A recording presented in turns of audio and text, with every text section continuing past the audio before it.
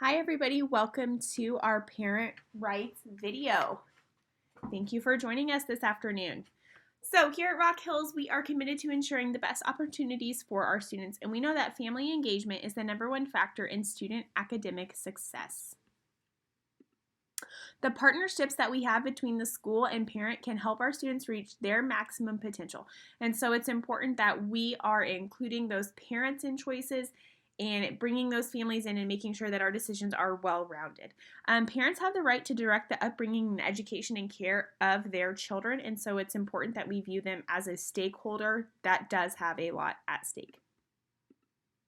The partnerships between the school and parents can help our students reach their maximum potential, which is honestly everybody's goal for the children and the students that walk through our building.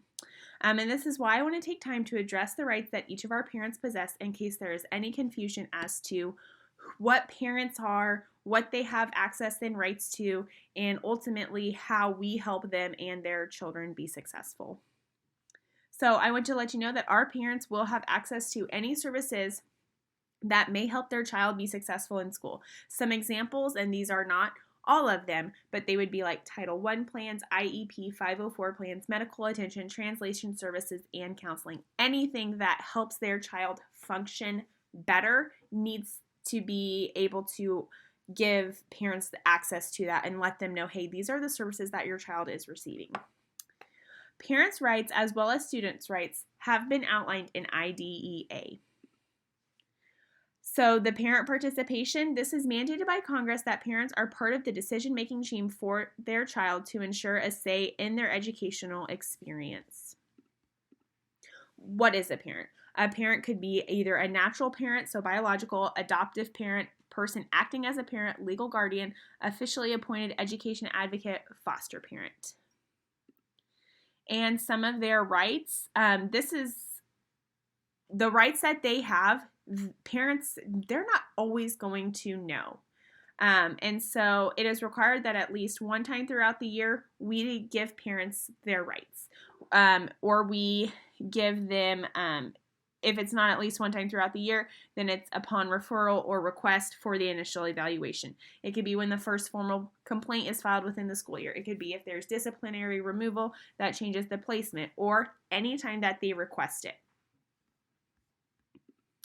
So let's talk a little bit about prior written notice. This provides parents with a reasonable amount of time to change any of the following: evaluation, identification, educational placement, provision of special education services that their child is receiving.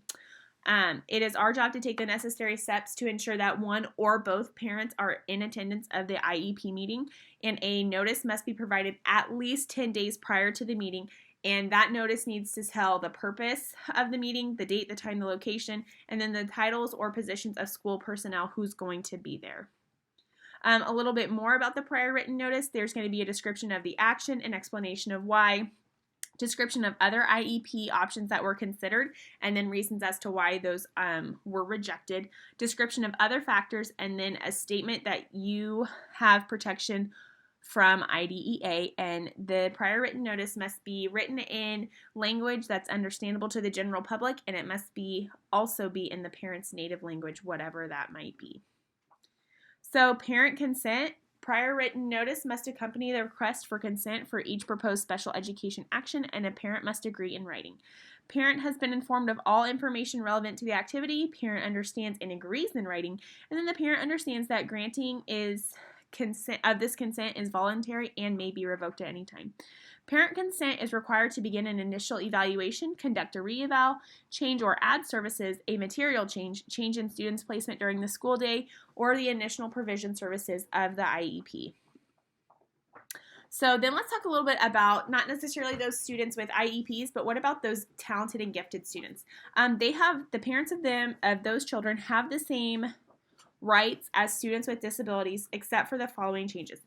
Disciplinary actions do not apply. Preschool children under the age of 5 are not eligible for those gifted services. They are not considered for least restrictive environment, and extended school year is not offered. So what about when those students are over the age of 18? On or before the student's 17th birthday, their IEP must contain a statement informing the student that at the age of 18, they will become their own decision makers in the placement of education. There are instances where a judge may deem that a student is unfit, and therefore the schools will obtain a prior written notice from the person or persons whom the court has appointed as that student's legal guardian. So as educators, what we can do is we can monitor that least restrictive environment. We can administer a due process system. We can provide mediation services. We can improve policies and procedures, and we can conduct focused and comprehensive reviews.